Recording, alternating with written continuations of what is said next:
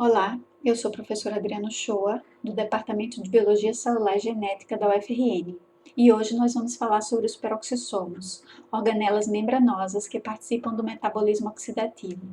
Essas organelas ocorrem em todas as células animais, com exceção dos eritrócitos, e em células vegetais.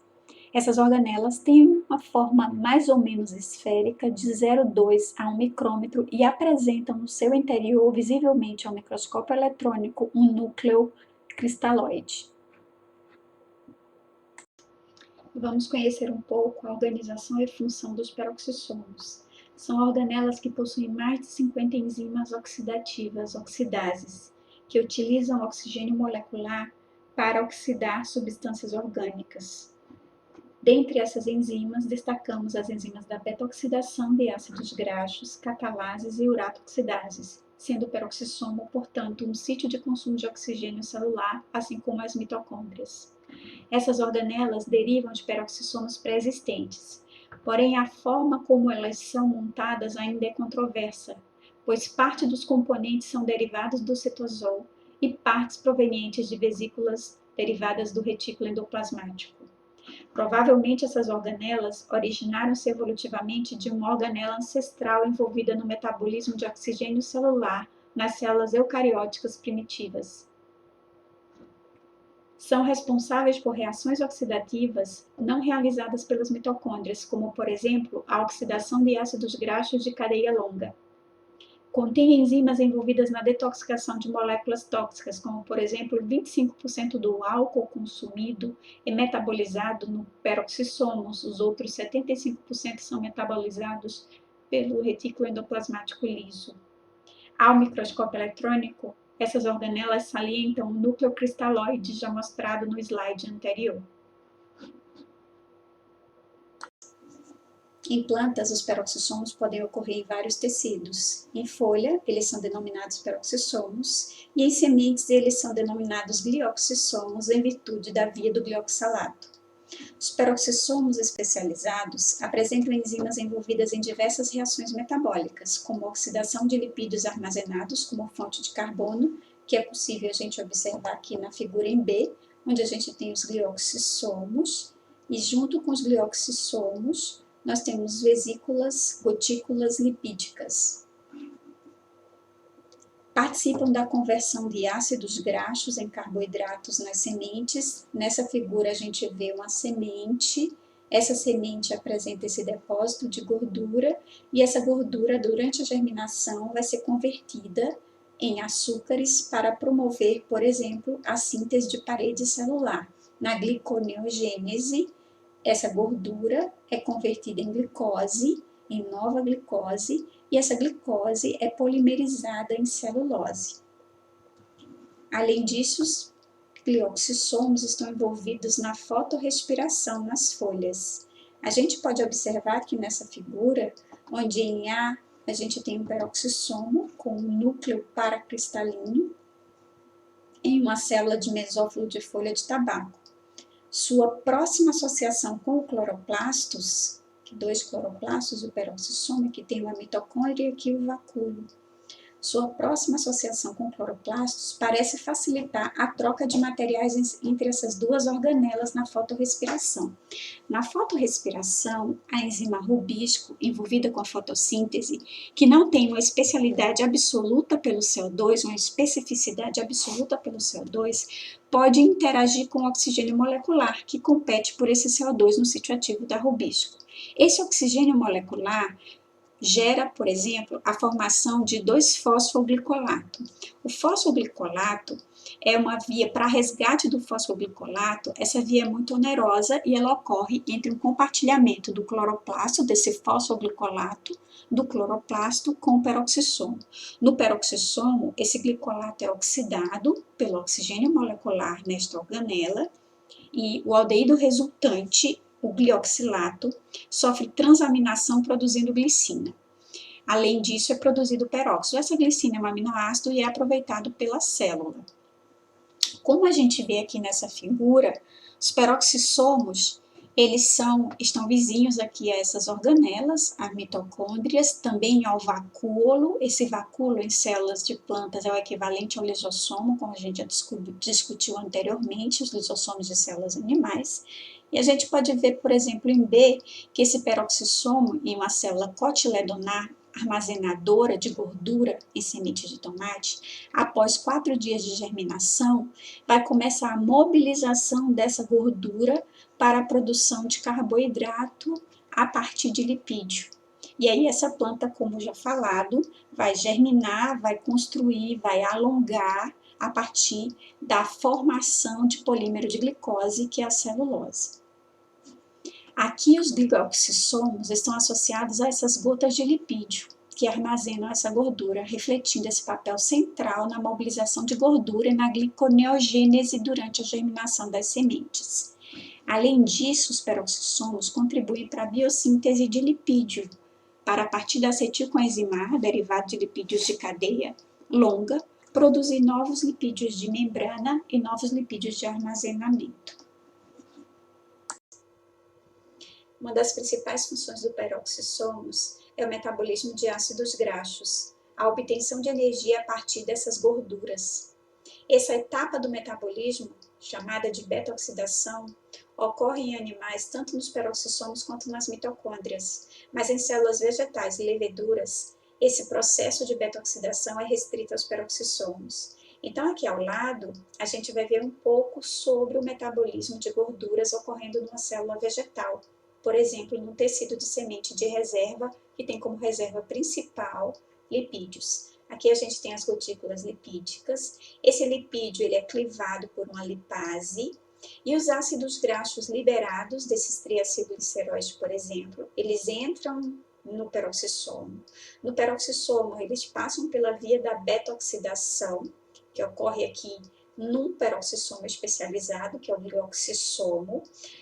Esse produto da beta-oxidação, os grupamentos acetila, que tem 2 carbonos, eles vão ser então convertidos em oxalacetato, em citrato, quando se condensam aqui com oxalacetato. Esse citrato pode sair para o citosol. No citosol, ele pode, na via envolvendo o ciclo de Krebs, ser convertido em isocitrato. Esse isocitrato se condensa com glioxilato derivado, por exemplo, da fotorrespiração, descrita anteriormente. Esse glioxilato com isocitrato gera succinato.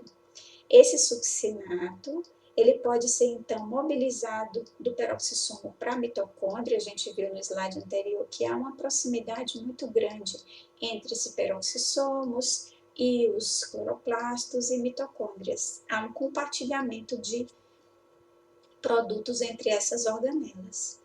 Esse succinato, então, pode ser convertido em fumarato, de fumarato a malato. Malato, ele pode ser transportado para o citosol. No citosol, ele pode ser oxidado a oxalacetato e o oxalacetato a fosfoenolpiruvato. Fosfoenolpiruvato, por ação da enzima fosfoenolpiruvato carboxilacinase, pode ser, então, convertido em frutose 6-fosfato e da frutose 6-fosfato em sacarose. Essa frutose 6-fosfato, condensada com a glicose, forma a sacarose por uma rota via gliconeogênese. Então, nessa figura, a gente pode ver a transformação de uma reserva lipídica em carboidratos. Então, esses carboidratos nas plantas vão ser transformados em reserva, vão ser transformados em açúcares de atração para insetos polinizadores, vão ser transformados em açúcares que vão compor a parede celular. Já em animais, a beta-oxidação vai fornecer acetila, o acetilcoenzima A, que vai ser endereçada para a mitocôndria, e na mitocôndria, esses grupamentos acetila entram no ciclo de Krebs. No ciclo de Krebs, acetil vai ser condensado com oxalacetato, formando citrato. Esse citrato vai entrar no ciclo do ácido tricarboxílico, que vai dar origem ao potencial redutor para a cadeia transportadora de elétrons da mitocôndria e consequente síntese de ATP. Então, a beta-oxidação em animais, principalmente, serve como uma fonte de energia química para a síntese de ATP. Uma outra importante função dos peroxissomos é a biossíntese de fosfolipídios específicos, como os plasmalogênios. Os plasmalogênios são bastante abundantes na bainha de mielina, que envolve os axônios das células nervosas, aquelas terminações longas do neurônio. Eles correspondem a cerca de 80 a 90% dos fosfolipídios da membrana da mielina. Além de uma cabeça etanolamina, como a gente vê aqui, e um ácido graxo de cadeia longa,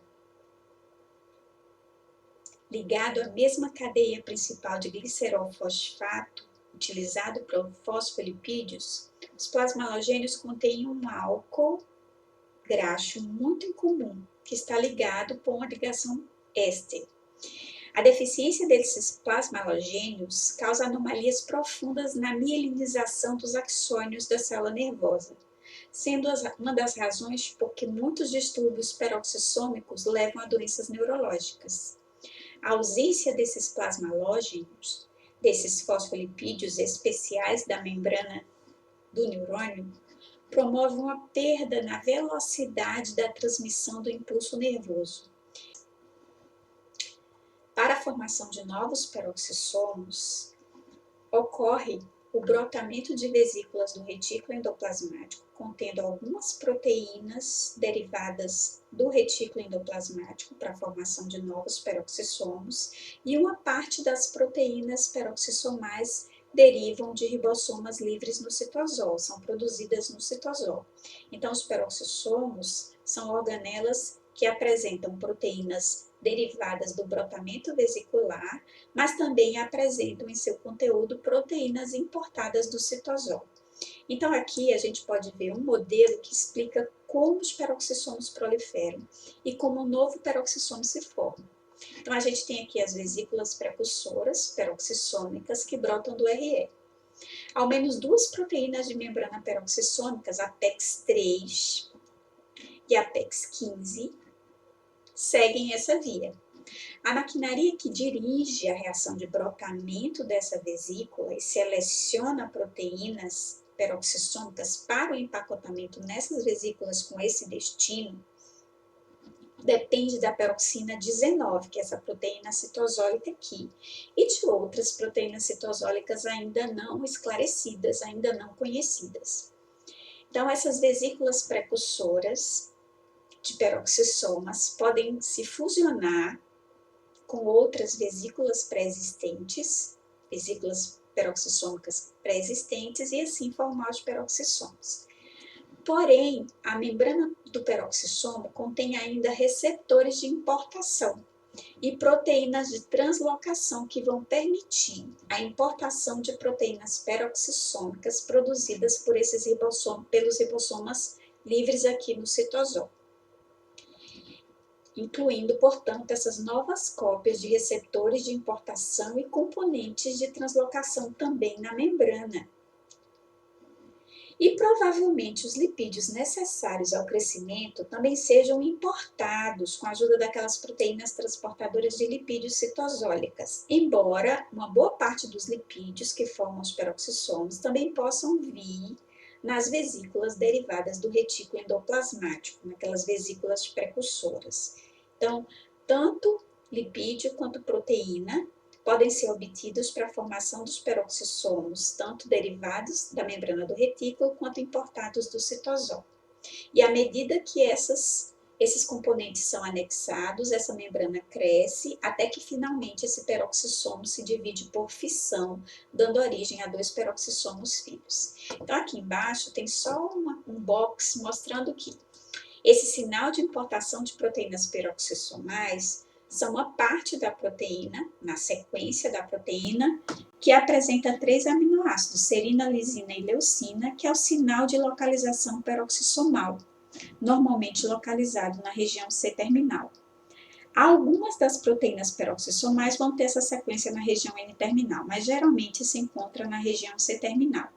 Então, a gente tem aqui no citoplasma receptores solúveis, ou seja, como a PEX-19 faz esse papel de brotamento vesicular, aqui no citosol a gente tem receptores que reconhecem essas proteínas, que reconhecem as peroxinas, reconhecem as moléculas que vão compor o peroxisoma.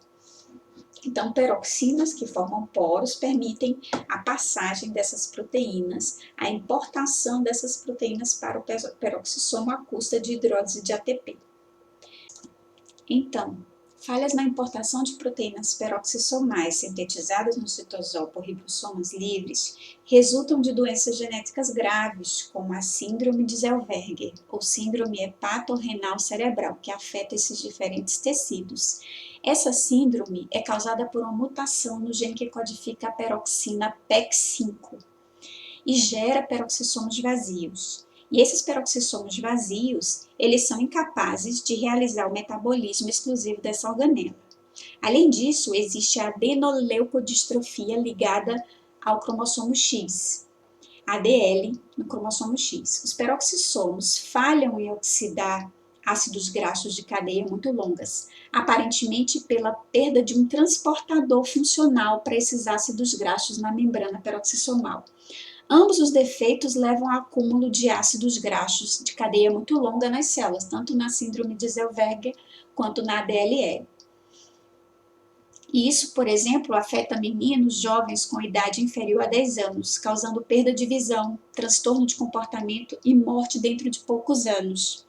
Eu lembro que na década de 90, eu assisti um filme muito comovente de uma família que tinha uma criança com ADL e essa criança se chamava Lorenzo. E os pais estudaram bioquímica e foram estudar o metabolismo de lipídio. E foram investigar uma formulação onde eles pudessem alimentar o filho com uma dieta à base de ácidos graxos de cadeia curta. Esse filme é muito interessante, eu recomendo que todo aluno de biologia, todo aluno interessado em bioquímica, todo aluno interessado em conhecer metabolismo celular, deva se interessar a assistir. Então, eu recomendo que vocês assistam, porque ele descreve um pouco da bioquímica, um pouco da biologia celular, que explica uma importante função dos peroxissomos. A criança na idade infantil, ela se alimenta de alimentos ricos em gorduras, como leites, carnes, ovos, e essa criança com essa síndrome não era capaz de metabolizar e, consequentemente, acumulava subprodutos da degradação de lipídios, esses ácidos graxos de cadeia longa não quebrados nos peroxissomos. Em células animais, os ácidos graxos de cadeias longas são primariamente quebrados nos peroxissomos e as acetilcoenzimas produzidas são metabolizadas nas mitocôndrias. Mas as mitocôndrias não quebram ácidos graxos de cadeias longas, somente de cadeias curtas. Então é importante que a gente tenha dentro dos peroxissomos as enzimas que metabolizam ácidos graxos de cadeias longas. Nessas síndromes, esses peroxissomos carecem de algumas dessas proteínas e, consequentemente, apresentam falhas no metabolismo. Então, é interessante que a gente estude os peroxissomos como organela envolvida em metabolismo oxidativo. Nossa aula, ela tem como bibliografia recomendada o livro do Alberts, a sexta edição, capítulo 12, onde a gente trata de compartimentos intracelulares e endereçamento de proteínas. Minha recomendação cultural para entender a importância das disfunções peroxissomais é o filme Olho de Lorenzo, que trata do tema da adrenoleucodistrofia ligada ao X, ADL.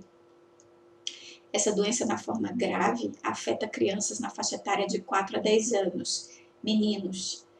Ela traz como sintomas problemas de percepção, disfunção adrenal, perda de memória e de visão, perda de audição, de fala e deficiência de movimentos de marcha e pode promover a demência grave. O filme Olho de Lorenzo fez muito sucesso em 1992, quando foi lançado. É baseado em uma história real. O filme mostra a angústia da família O'Donnell, quando o filho Lorenzo, de apenas 6 anos, é diagnosticado com adrenoleucodistrofia, com ADL. Uma doença degenerativa extremamente rara e incurável, em que ocorre o desgaste da mielina presente nos neurônios, provocado pelo acúmulo de gorduras saturadas não metabolizadas nos peroxissomos. A sobrevida é de 2 anos e o sofrimento é drástico.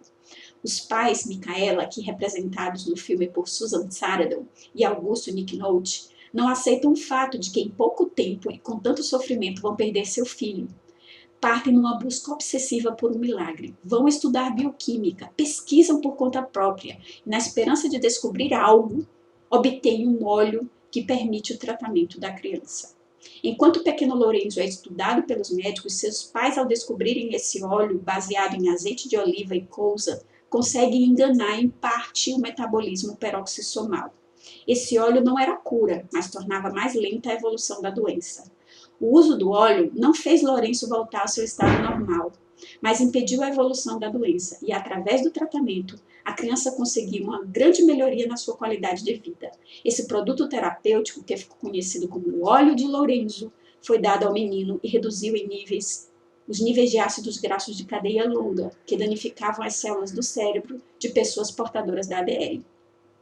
Embora tenha permanecido gravemente incapacitado, Lourenço viveu até os 30 anos. Seus pais fizeram todos os tratamentos sociomotores e Lourenço teve a qualidade de vida minimamente melhorada graças a uma pesquisa realizada por seus pais.